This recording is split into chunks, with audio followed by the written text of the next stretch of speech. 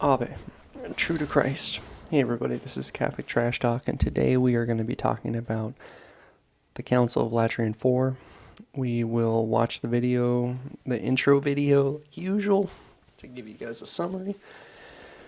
And then we'll get into the file. This time it's going to be a really chunky document, so I'll read the intro for you guys, I'll do the summary of the next section, and then I'll just tell you if there's anything interesting that I find in the canons, and just give you basically summaries of everything. So let's get the video set up first. Boys and girls, kids and crusaders, welcome to Clarifying Catholicism. You're watching part 14 of a series on the history of the ecumenical councils according to the Catholic Church. Today we are covering the Fourth Lateran Council. Much of this information was gathered from Joseph Kelly's The Ecumenical Councils of the Catholic Church, a history. So if you want an in-depth dive into these topics, please be sure to pick up a copy of this book. To see the rest of our episodes, check out our playlist in the description. Without further ado, on to the There's show. windmills.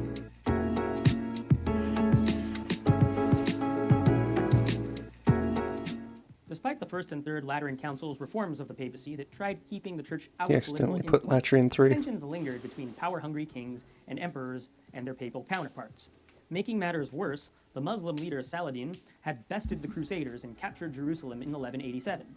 The next crusade that followed was a total failure. The Emperor Barbarossa, who was meddling in papal elections, caused the Third Lateran Council drowned in a river during this crusade. Compounding these problems were everyday corruption and incompetence by the Church in its institutional functions. When Pope Innocent III ascended into power in 1198, he was determined to tackle all of these problems. Interestingly, he wasn't even a priest before his papacy and was just 37 years old. Soon enough, he was ordained and began his reign. He did not exactly get off to a great start. He called the Fourth and even more disastrous crusade in 1201, the very crusade in which armies went bankrupt and sacked Christian towns out of revenge against the papacy. Then, a Byzantine prince with an axe to grind contacted one of these bands of renegade crusaders and offered them money if they helped him gain the Byzantine throne. So the Crusaders set off for Constantinople in 1203 and installed this man into power. This seemed like a success for the Crusaders turned mercenaries, though there was one problem. The Constantinopolitans did not accept this man as their leader, so they killed him. All the money they were promised went down the drain. So, in frustration, they sacked the city, took their women, including nuns, and stole their relics.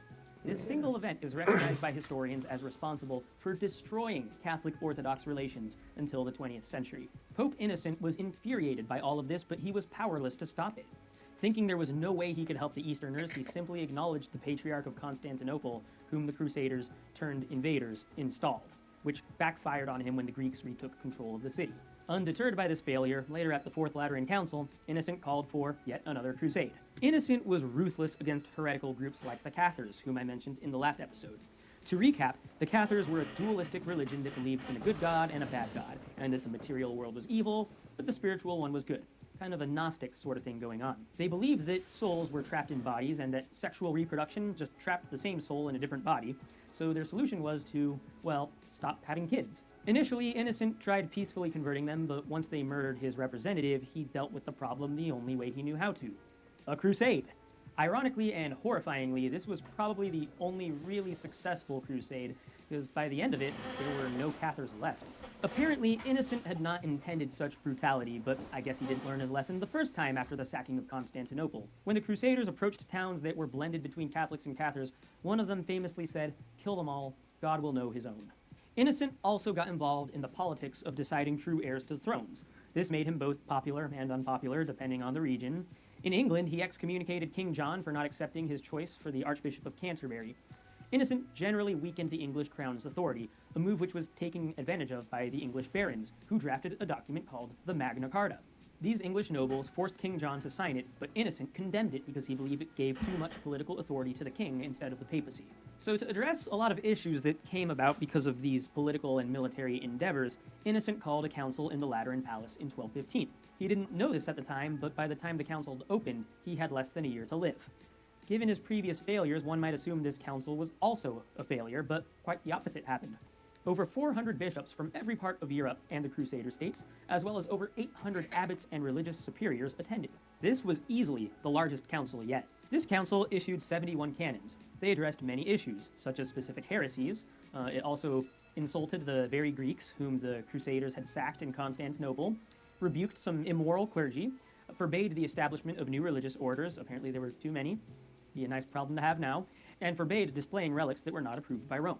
To improve the morality of all Christians, Canon 21 mandated that all Catholics should receive the sacrament of confession at least once a year. Following the trend set by Lateran 3, Lateran 4 accused Jews of usury, forbade them to hold public office, and mandated that all Jews wear distinctive clothing so that no one could mistake them for Christians. Ugh. Finally, Innocent called for another crusade. Unfortunately for him, this never materialized as he died soon after the council's closure. In terms of legacy, Innocent was a mixed bag. On the one hand, he successfully enacted many needed reforms. On the other, he was rather ruthless against heretics and non-Christians. As we'll see in the next episode, this was certainly not the end of church councils addressing issues that came about because of political corruption or military exploits. See you next time. God bless. That's crazy. What a crazy story, Mark. All right, so the Fourth Lateran Council, this one has 71 canons like he was talking about. And they have all these here, so I'm just going to go through them. We have the Confession of Faith on error of Abbot Joachim, on heretics, on the pride of the Greeks towards the Latins, the dignity of the patrial sees, on the yearly provincial councils, the correction of offenses and reform of morals, on inquests, on different rites within the same... on appointing preachers, on schoolmasters for the poor, on general chapters of monks, a prohibition against new religious orders, clerical incontinence, clerical gluttony and drunkenness, decorum in dress and behavior of clerics, dissolute prelates, clerics to disassociate from shedding blood, that profane objects may not be stored in churches, chrism and the Eucharist to be kept under lock and key, on yearly confession to one's own priest, yearly communion, the confessional seal, physicians of the body to advise patients to call physicians of the soul, churches are to be without prelate for no more than 3 months, democratic election of pastors, invalid elections, nominees for prelature to be carefully screened, candidates for the priesthood to be carefully trained and scrutinized. Who asks to resign must resign. Multiple benefices require papal dispensation.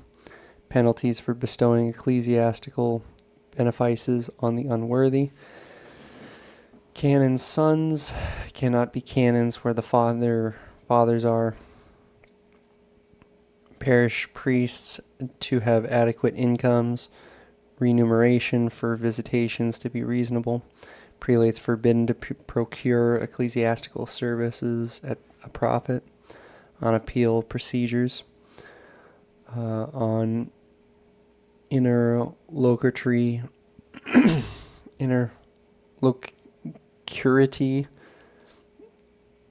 sentences. On summons by apostolic letter. Written records of trials to be kept. On knowingly receiving stolen goods. True owner is the true possessor, even if not possessing the object for a year. No one is to knowingly prescribe an object to the wrong party. Clerics and laity are not to usurp each other's rights. Clerics cannot be forced to take oaths of fealty to those whom they hold no temporalities. Only clerics may dispose of church property. Penalties for patrons who steal church goods or physically harm their clerics. Taxes cannot be levied on the church, but the church can volunteer contributions for the common good. On unjust excommunication, challenging an ecclesiastical judge. Penalties for excommunication out of avarice. Prohibition of marriage is now perpetually restricted to the 4th degree. Clandestine marriage is forbidden. On rejecting evidence from hearsay at matrimonial suit. On those who give the fields to others to be cultivated so as to avoid tithes. Tithes should be paid before taxes. Interesting. Tithes are to be paid on land acquired, notwithstanding privileges. A parish priest shall not lose a tithe on account of some people making a pact. interpreting the words of privileges. On the same favor of bishops. Religious cannot give surety without permission of his abbot and covenant. Abbots not to encroach on episcopal office. Religious may not receive tithes from lay hands regarding saints' relics. On simony with regards to monks and nuns, simony and extortion, simony and avarice in clerics, Jews and excessive usury, Jews appearing in public, Jews not to hold public offices. Jewish converts may not retain their old right. Crusade to recover the Holy Land. So, those are the topics that you'll see in here for the introduction. Let's see how long the introduction. Okay, introduction isn't too long. During the pontificate of Innocent III, which was 1198 to 1216, there appears to have occurred much growth in the reform of the Church and its freedom from the subservience to the empire, as well as the primacy of the Bishop of Rome, and in summoning of ecclesiastical business to the Roman Curia, Innocent himself, turning a whole mind to the things of God, strove to build up the Christian community, spiritual things, and therefore the Church. We were to have first place in this endeavor, so that the human affairs were to be dependent upon and to draw their justification from such considerations. The council may therefore be regarded as a great summary of the pontiff's work, and also his greatest initiative. He was not able, however, to bring it to completion, since he died shortly afterwards, in 1216. Christian disasters in the Holy Land probably provided the occasion for Innocent to call the council. Thus the pontiff ordered a new crusade to be proclaimed, but he also used the crusade as an instrument of ecclesiastical administration, combined with reform of the Church, namely in a fierce war against heretics, which he thought would restore ecclesiastical society. The council was summoned on April 19th, 1213, to meet in November 1215. All the bishops and abbots of the Church, as well as priors, and even, which was new, chapters of the Church of religious orders, namely Cistercians, Premonstratensians, Hospitallers, and Templars, and the kings and civil authorities throughout Europe were invited. Bishops were explicitly asked to propose topics for discussion at the council, something which does not seem to have happened at the preceding Lateran councils. This was done by the legates who had been dispatched throughout Europe to preach the crusade. In each province, only one or two bishops were allowed to remain at home. All the rest were ordered to be present. The purposes of the council were clearly set forth by Innocent himself. Quote, to eradicate vices and plant virtues, to correct faults and reform morals, to remove heresies and to strengthen faith, to settle discords and to establish peace, to get rid of oppression and to foster liberty, to induce princes and Christian people to come to the aid of succor of the Holy Land. End quote. It seems that when Innocent summoned the council, he wished to observe the customs of the early ecumenical councils, and indeed this fourth Lateran council was regarded as an ecumenical council by all learned and religious men of the age. When the council began in the Lateran Basilica in November 1215, there were present 404 bishops throughout the Western churches, and from the Latin Eastern Church, a large number of abbots, canons, and representatives of the secular power. No Greeks were present, even those invited, except the Patriarch of the Marianites, a legate of the Patriarch of Alexandria. The bond with the Greek Church was indeed neglected, and matters became more serious through the actions of the Latin bishops living in the East through the decrees of the council.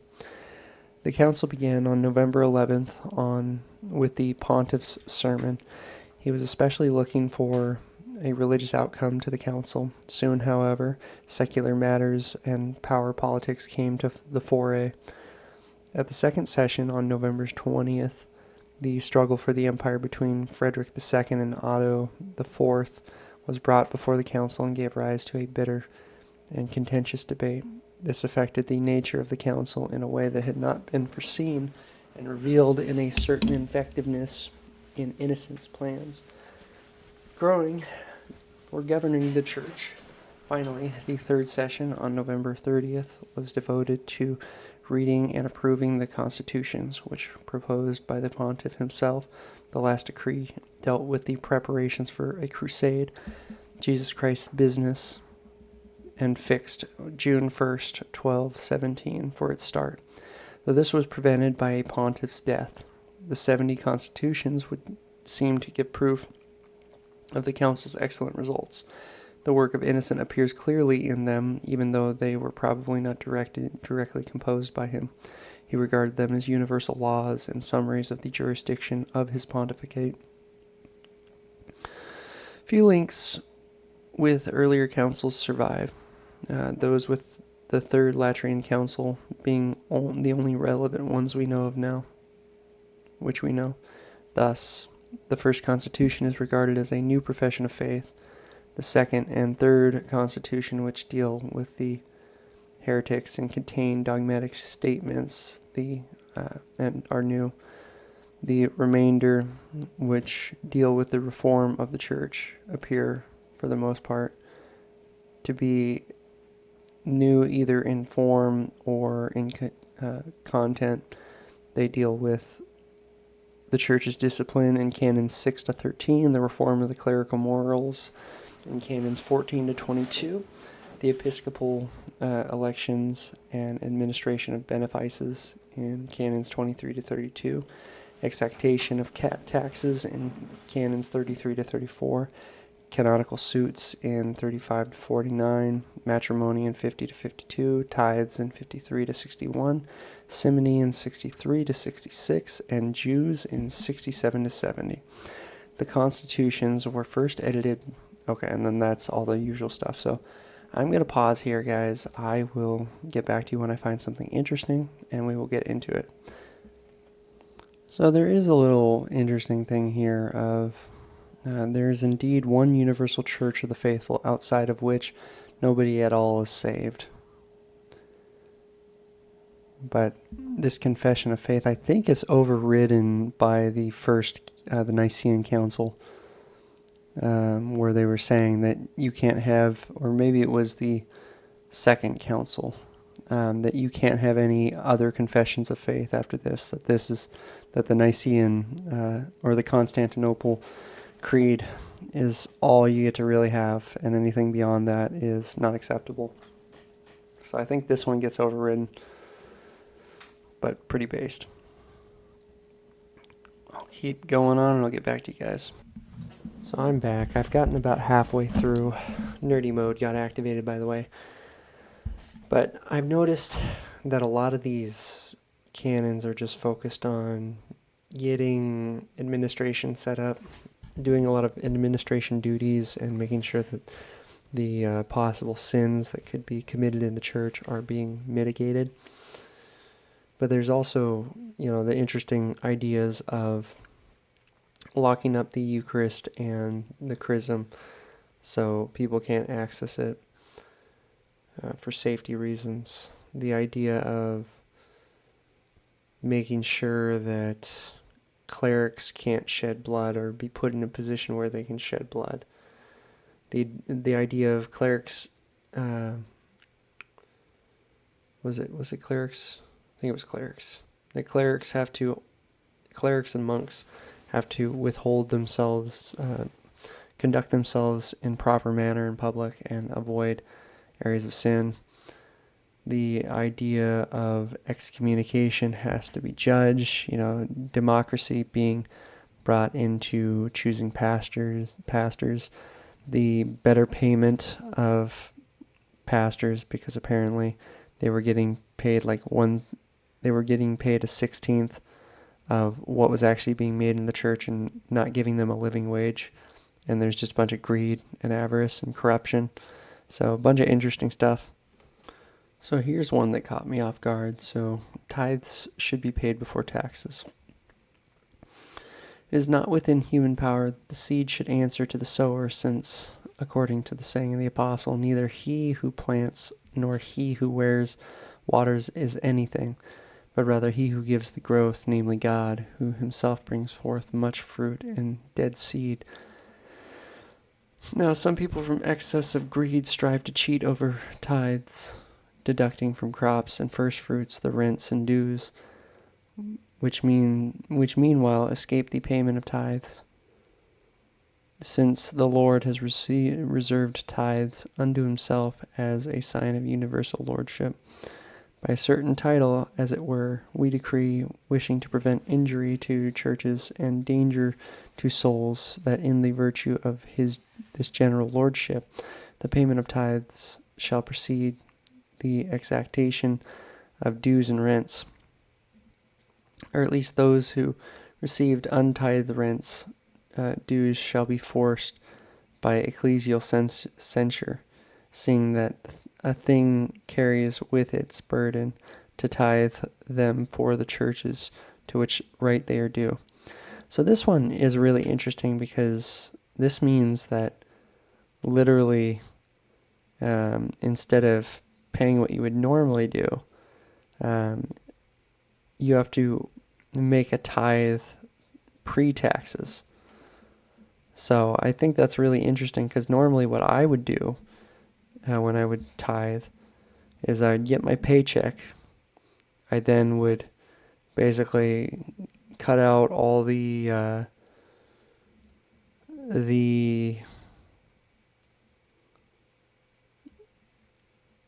so of course taxes already got taken out before I got the money, and then I would do all my financial obligations and pay my rent, pay everything. And then after I have what's left, I would take 20% of that, because I always tip 20% at different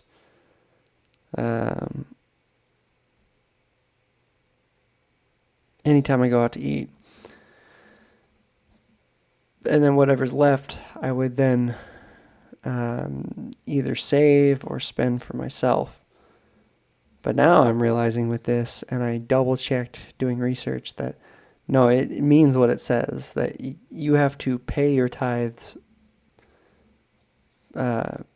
before you pay taxes, but also your tithes should be notwithstanding taxes. So basically, you need to look up your, if you get like a direct deposit pay stub, you need to look at your pay stub and see how much you made before taxes, and you actually have to pay 10% of that as your tithe.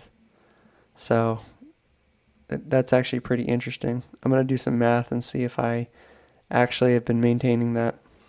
So I just did the math, and I found out that in the area I'm living in, the taxes are like, I'm losing 30% of my income just due to taxes and deductions. And then if I were to actually take 10%, I'd have to pay 3 times as much as what I'm paying right now on a paycheck. That's crazy, bro. I'm making enough where I can at least save, but man, that is a hard pill to swallow. I will be back when I have more interesting things to say. I do need to chime in. I just realized as thinking on this, one of the things that the Catholic Church does teach is that there isn't like a financial obligation. Like, there's something that you should give to the church, but it has to be within your means. It's not something that is like a specific percentage, but ideally 10%, like what it says in the Old Testament, is a good number to strive for. Well, there wasn't anything really else of note. A lot of it was pretty straightforward, so I'll just leave it at that. Well, guys, that is everything. Feel free to bully me in the comments and tell me why I'm wrong. I look forward to hearing from you guys. Hope you guys have a blessed day, and peace be with you. Bye.